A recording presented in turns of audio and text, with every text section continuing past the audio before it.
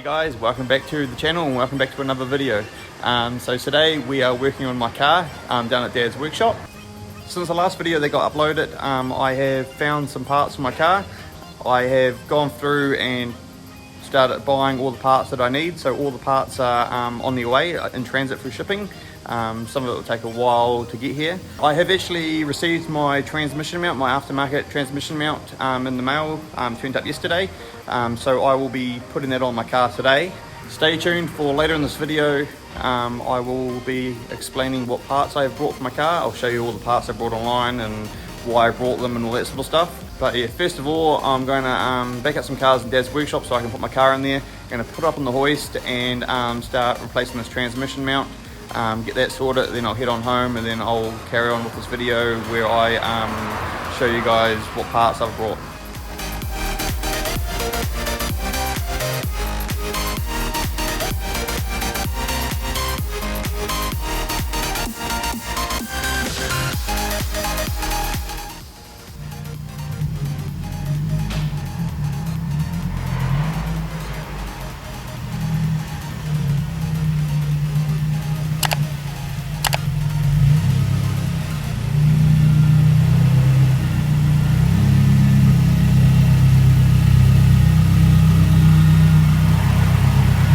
On a normal car, you wouldn't really have to put your car up on the hoist to do your transmission mount.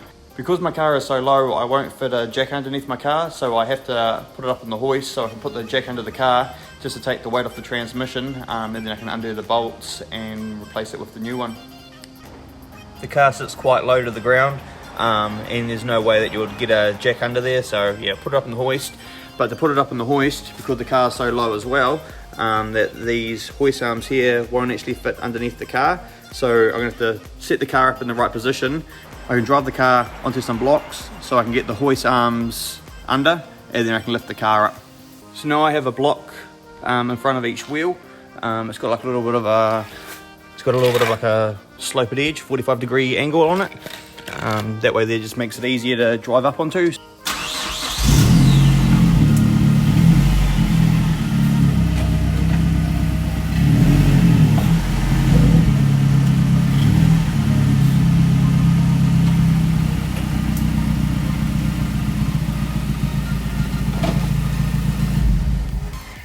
So I've just taken out the intake, battery box, ECU. I've moved all the ECU wiring out of the way. So now I'm going to undo the bolts. 1, 2, 3 and 4, pull that cover off. I've just put the jack underneath the car just to take some of the weight off the transmission. So when I remove those bolts, the whole engine's not going to fall down, so that's going to take up the weight. So that bracket is now out. So under those 4 bolts, that and this here came off with it. So there's the transmission mount. That's not meant to be like that, so that's obviously one bit that's already broken off. Now it's going to undo this big bolt in the middle. That top engine mount will come off, and then I'll also replace that bottom bracket. I'm quite lucky I caught this when I did, because here's my transmission mount. If you look along here, there's like a big crack, and that's just using my fingers. Look how much it's moving just with my fingers. Like half the mount is completely split. So I'm glad I caught this when I did, because otherwise that would have ended up in a disaster.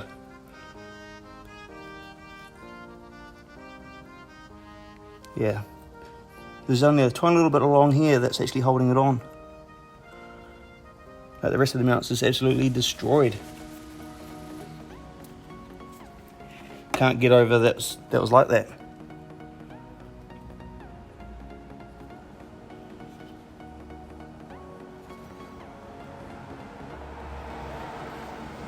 The new mount also came with this little bracket here as well, so I can remove this factory bracket because I've actually had that snap on me previously a little while ago.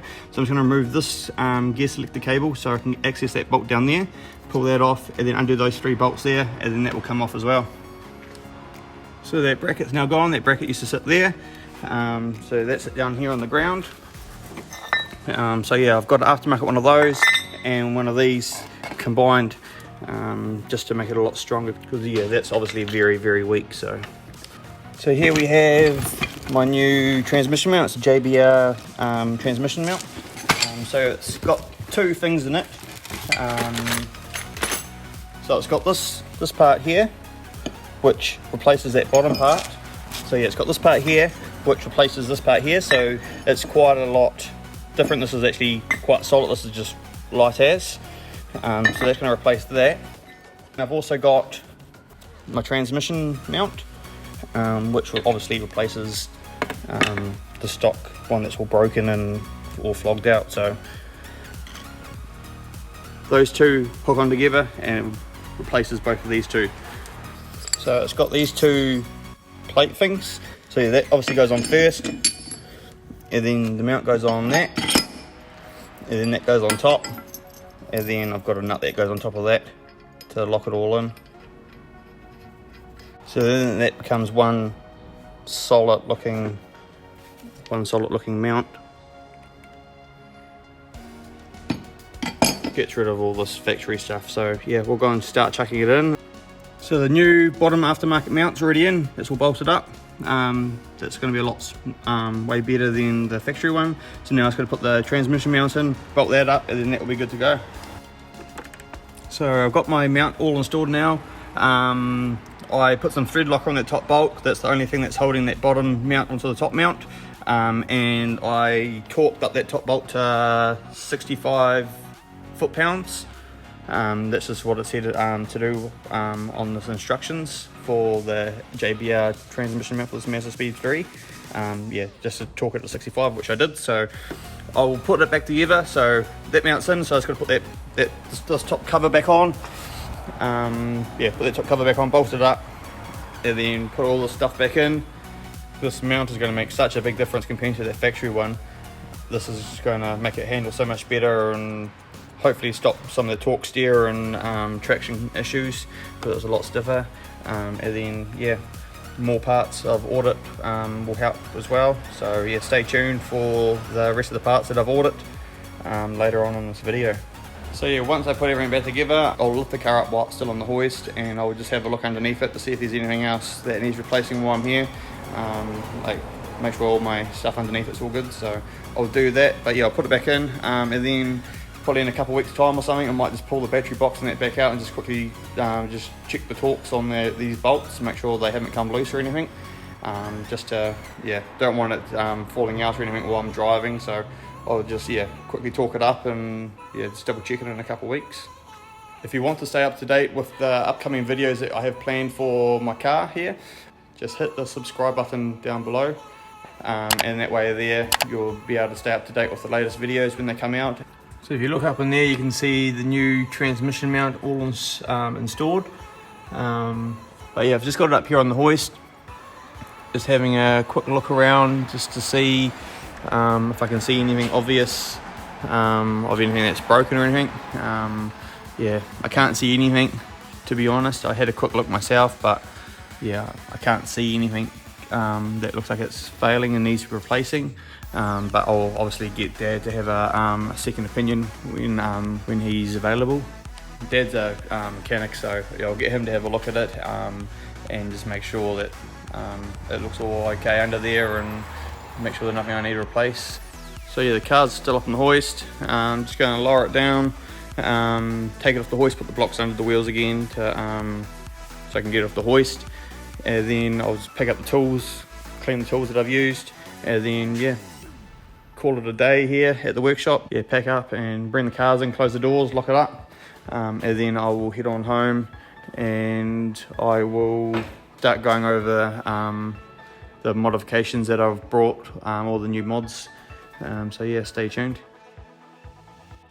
So over the last week I have spent quite a lot of money on my car. I have brought all the parts that I needed. So I'll go over them now, show you what parts I've brought. So you obviously already seen the engine mount, the transmission mount that I've brought, the JBR transmission mount for my vehicle. Had to buy that ASAP just because my transmission mount was so stuffed. I didn't want my engine to fall out. So yeah, I brought the transmission mount. They had it in stock up in Auckland, so I got it shipped to Hamilton and got it within like a week, so I chucked that in. While I was there buying my transmission mount, I also brought a JBR engine mount, just to have the same sort of brands, transmission mount and engine mount wise. So this is the engine mount I brought. It's a JBR engine mount.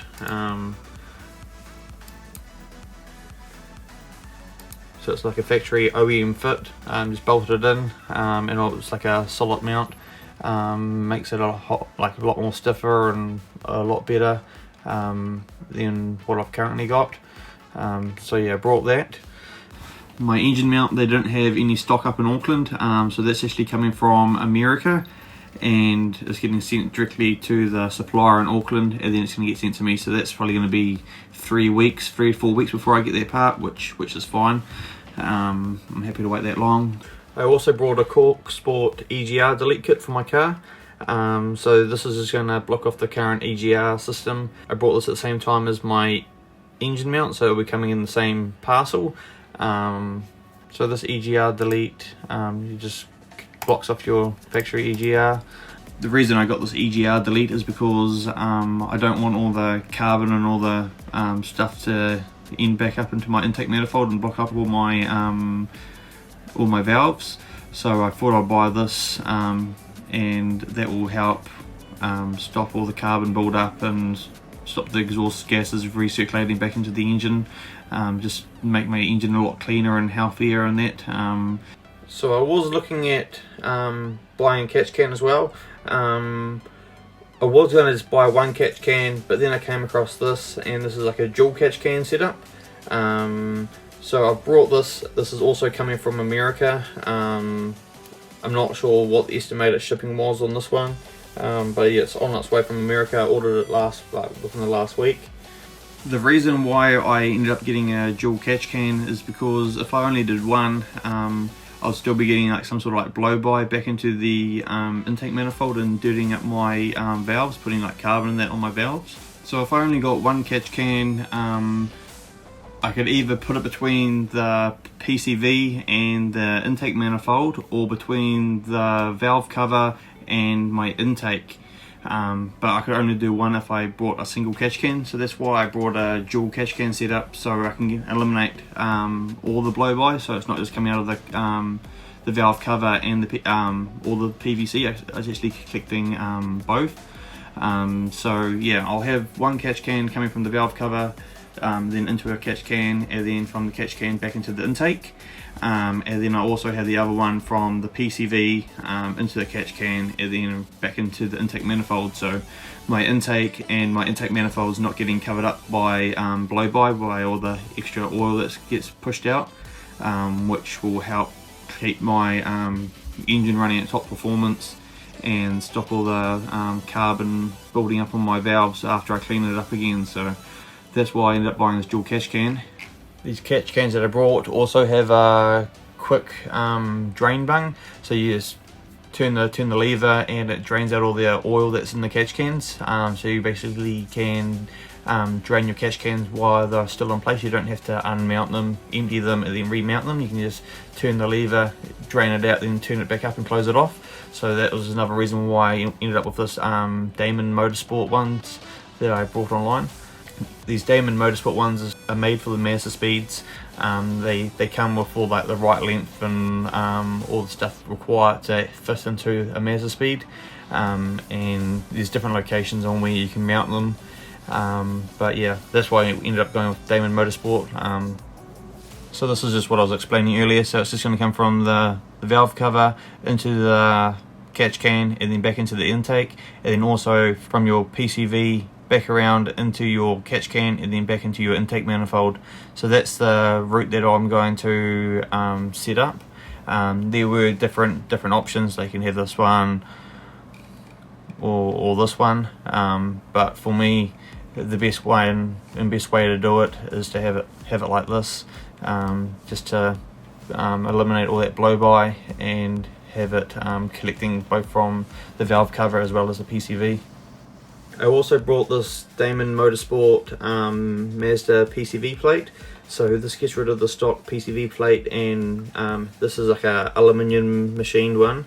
Yeah, stock PCV plugs into that port there, and you can either put the bungs in these ones, or you can end up using them to hook up a oil catch can as well. With the different options in the catch cans that I was brought, you can use this plate and route them differently, but I'm just going to probably just block those two off for now. The reason why I brought this PCV plate, I've done some research and lots of people said if I was putting a catch can into my MazdaSpeed that I have to get this PCV plate to try and keep the crankcase pressure the same. If you're using a catch can with the stock one, it can interfere with the pressures. So yeah, that's why I brought this PCV plate. Yeah, just did a bit of research and lots of people told me to get it, so I brought it. So yeah, my catch cans and this PCV plate I've ordered from Damon Motorsports. They are both coming from America as well, but yeah, I can't remember the exact shipping times. But yeah, so I've ordered those, so they're on their way. Okay, for my turbo, because obviously my turbo seals and all that are gone, and it's got quite a lot of play in the compressor shaft. I have opted to stay with the same KO4 turbo housing. But I'm getting the biggest compressor that can be put into the KO4 housing, and also a 2mm bigger turbine with fewer blades, and also having the fewer blades on the turbine reduces a bit of back pressure and all that, which supposedly is better. So yeah, that's getting custom built for me using the stock KO4 housing. They call it like a KO4 9004 variant, so it's still a KO4 but it's upgraded internals to make it go better. So that will take 6 weeks to get custom built by the time he machines out the stock housing and buys all the parts that he needs to buy and puts it in that, so it's about 6 weeks. So at this stage I'll be putting my parts in probably start of August. Put all the parts in then, so I'll wait for everything to turn up and yeah, put all the parts in then, and then I will just get it all tuned at once. Yeah, it is what it is. Like 6 weeks is a bit of a long time to wait for a turbo, but my turbo still works at the moment. It just smokes and uses oil. I'll just keep an eye on my oil levels and just keep topping it up if required. I could upgrade it to like a B&R S4 and S5, or like a different brand turbo, like a Garrett or something. The reason why I stayed with the stock housing, just because it's like factory OEM fitment, so I'm not going to have to try and modify anything to fit a bigger turbo in there. I know the stock turbo fits in there because it's in there now, so if I change to a bigger turbo, I don't know how much room there would be in there. It was just quite going to be a lot more sort of expensive to change to a bigger one, whereas a stock KO4 I can still put it in. I'm getting more power because it's a bigger turbo inside, but it's the same OEM fitment that you get out of the factory, so that's the reason why I went for the KO4. Also with the turbo, I'm upgrading my internal wastegate. I didn't want to run an external wastegate, even though they sound quite nice and all that. It's just a whole lot of extra cost. Like the wastegate was like $600 alone just to put the wastegate on, and then obviously you had to get it all plumbed in and all that. So I've opted just to get upgraded internal wastegate.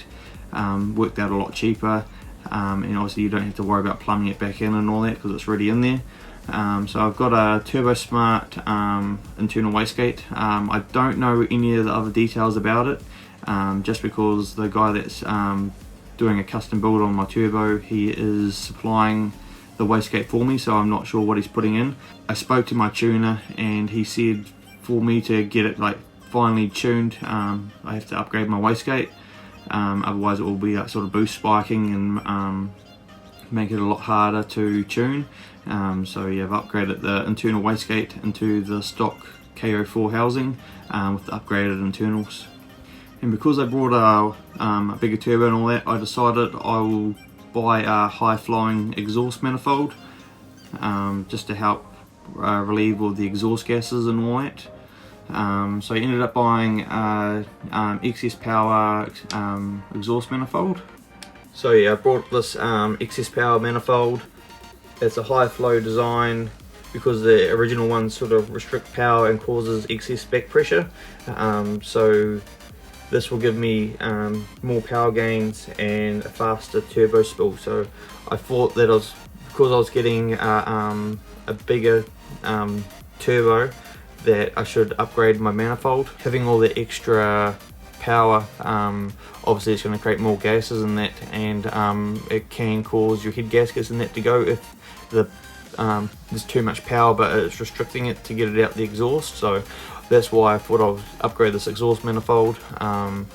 And this one here also comes with a external wastegate port, but I will just be blanking that off because I'm still running internal wastegate. But if I want to down the track put an external wastegate on it, I can just block off my internal one and then just bolt a external one on, and then obviously get it plumbed back in. This external wastegate, I've actually already received it. It came from China and I got here within like 4 days of me ordering it, which was like super quick. I'll keep all my parts aside from now, and once everything turns up I'll put it in. But I'll show you some proper photos of the excess power manifold shortly. I'll go and get some videos of it, but yeah, it's just such a cool design. It looks quite cool for all the welds and all that on it. So here we have my excess power exhaust manifold.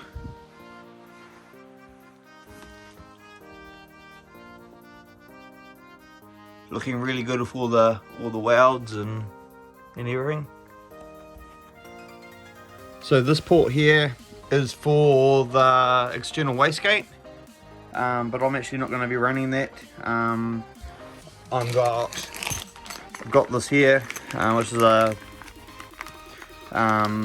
blank plate that blocks it off, blocking plate, and it also just runs like a V-band setup. So just put that on and then clamp that on, hooks over there. Putting that on will just block where the external wastegate's meant to go, just blocking it off. This end here obviously bolts onto my engine. All the exhaust gases go through there, and then it comes out the side here, where it will go into my turbo.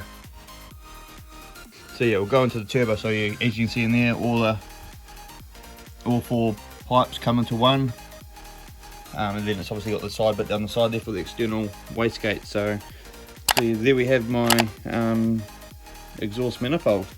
Yeah, I just can't get over how good this looks. Like all the little welds and everything. It's actually real high quality finish. So yeah, that's quite cool. So yeah, this took 4 days to turn up from China from the time I ordered it and paid for it. Yeah, 4 days from China, which is very quick.